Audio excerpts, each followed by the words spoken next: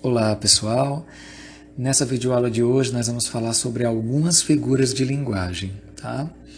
A primeira figura de linguagem que quero trazer para vocês hoje é a silepse. A silepse, ela consiste na concordância não com os elementos que estão na frase, mas com alguns elementos que estão subentendidos, que não estão explícitos na frase. Existem 3 tipos de silepse. Nós vamos ver um tipo de cada vez para nós entendermos melhor. Vamos ver o primeiro tipo. O primeiro tipo é a silepse de gênero. Observe essa frase. Vossa Majestade está preocupado com estes acontecimentos. Observe que Vossa Majestade é uma expressão feminina, mas nesta frase eu não coloquei preocupada, eu coloquei preocupado. Por quê? Por que eu não coloquei o adjetivo concordando em gênero, né, com o sujeito?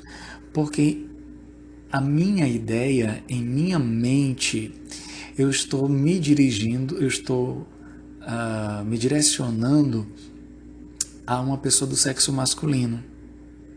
Então, embora Vossa Majestade seja uma expressão do gênero feminino, eu pus o adjetivo no masculino, porque estou me dirigindo a um homem. Então, observe que existe aí uma discordância de gênero. Contudo, eu estou fazendo uma concordância aí com um elemento que está implícito, ou seja, ele não está evidente na frase, mas a gente percebe pela leitura de que essa frase está sendo direcionada a uma pessoa do sexo masculino. Então, quando isso acontece, nós dizemos, que é uma silepse de gênero. Okay? O segundo tipo é uma silepse de número. Observe. Os sertões conta a Guerra dos Canudos. Os sertões é uma expressão que está no plural. Mas quando eu digo conta, está no singular. Por que eu coloquei no singular? Porque em minha mente, no meu pensamento, eu estou me referindo aos sertões como a obra, como o livro. O livro, Os Sertões, conta a Guerra dos Canudos. Então, na frase, nós percebemos que o verbo não está concordando com o número, de singular plural do sujeito. Contudo, o verbo está concordando com a minha ideia de que Os Sertões é um livro, é uma obra, é um nome no singular. Okay? Quando acontece um caso como esse, nós dizemos que é uma silepse de número. E o terceiro tipo que podemos identificar é a silepse de pessoa. Veja esse exemplo. O que me parece inexplicável é que os brasileiros persistamos em comer essa coisinha verde mole que se derrete na boca. Um trecho aí escrito por Manuel Bandeira. Observe que quando ele fala os brasileiros persistamos, ele está se incluindo entre esses brasileiros. Então, apesar de que o sujeito aí, desta oração é os brasileiros, terceira pessoa, mas o verbo está na primeira pessoa, persistamos. Então, de acordo com a regra gramatical aí, o verbo deveria concordar com o sujeito. Mas, neste caso, Manuel Bandeira colocou o verbo aí na primeira pessoa do plural porque ele está se incluindo. Então, a ideia está subentendida, não está evidente na frase o nós, mas nós percebemos que ele concordou com a ideia dele, porque ele se incluiu dentre esses brasileiros mencionados. Okay? Então, quando isso acontece, nós dizemos que é uma silepse de pessoa. Ok? Vamos ver aqui agora mais um outro tipo de figura de linguagem. Agora nós vamos ver a gradação.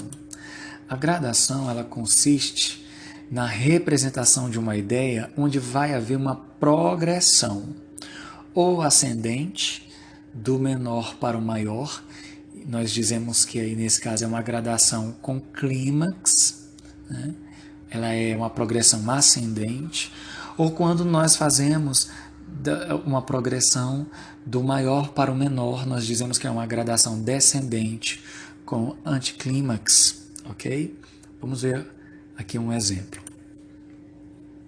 Um coração chagado, né, com chagas, um coração chagado de desejos, latejando, batendo, restrugindo. Trechozinho escrito por Vicente de Carvalho. Observe que existe aí uma progressão ascendente, ele começa do latejando e vai ficando mais forte, batendo, restrugindo, né? Então, a gente percebe aí um clímax. Agora observe esse outro exemplo. Ó, não guardes que a madura idade te converta essa flor, essa beleza, em terra, em cinza, em pó, em sombra, em nada. Trecho aí de um poema escrito pelo grande poeta Gregório de Matos.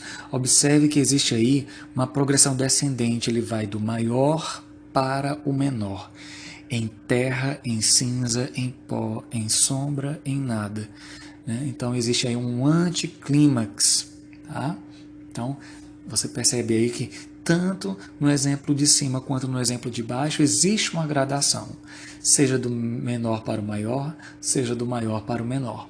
Ok? Então, figura de linguagem chamada gradação. Muito bem. Vamos dar uma olhadinha agora no que é o eufemismo. O eufemismo consiste em substituir uma expressão por outra menos brusca, ou seja, é quando você quer suavizar alguma informação desagradável. Observe. Vossa Excelência está faltando com a verdade, uma vez que ficou comprovado que na sua gestão houve desvio de dinheiro público. Observe que nessa discussão a pessoa quis se dirigir a uma autoridade, mas ela não quis ser brusca. Então, para tentar suavizar, amenizar a sua fala, ela se usou de eufemismo. Por quê? Porque quando eu digo faltar com a verdade, eu estou dizendo que a pessoa está mentindo. De mesmo modo, quando ela disse aí que houve um desvio de dinheiro público, ela está querendo dizer que houve um roubo. Então, como é que nós poderíamos dizer, né, sem eufemismo, essa mesma frase? Né? Nós diríamos: Vossa Excelência está mentindo, uma vez que ficou comprovado que na sua gestão houve roubo. Mas a pessoa que disse essa frase, ela quis suavizar o que estava dizendo, ela quis suavizar essa afirmação, então por isso ela se utilizou de eufemismo. Né? Vamos ver aqui mais um exemplo. Se uma pessoa dissesse: você não foi feliz nos exames, o que é que ela quis dizer, né, com não foi feliz? Ela quis dizer que você foi reprovado nos exames. Né? Mas ela quis suavizar, né, essa notícia e suavizou dizendo que a pessoa não foi feliz nos exames. Então, essa utilização de expressões mais suaves para dar uma notícia, uma informação ou uma afirmação mais desagradável, então nós chamamos isso de eufemismo. Ok? Vamos dar uma olhadinha agora aqui na hipérbole. A hipérbole, ela consiste em exagerar uma ideia com a finalidade de enfatizar. Observe. Não vejo você há séculos. Será que realmente foi há séculos? Na verdade, a gente quer dizer que não vimos você há bastante tempo, né? Não vejo você há bastante tempo. Mas a pessoa quis exagerar esse tempo, chamando de séculos. Né? A gente faz muito isso no dia a dia. Observe essa outra oração. Estou morrendo de sede. Será que a pessoa realmente está morrendo? Ela quis dizer que está com muita sede, mas para exagerar, para dar mais ênfase, mais intensidade à informação, ela disse que estava morrendo.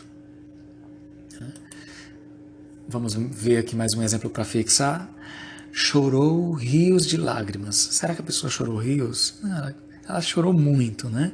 Mas para exagerar, para trazer mais ênfase, né, de que ela chorou muito.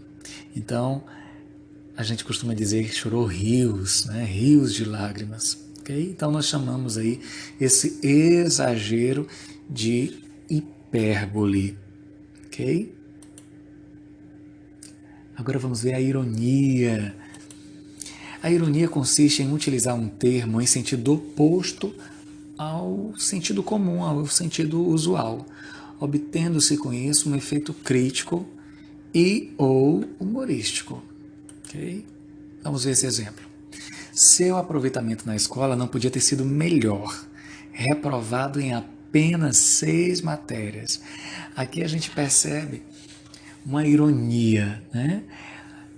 Porque a pessoa foi reprovada em 6 matérias. Né? E o aproveitamento dela não podia ter sido melhor, né? Então a gente percebe claramente aí uma ironia. Mas aí é importante fazermos aqui uma observação.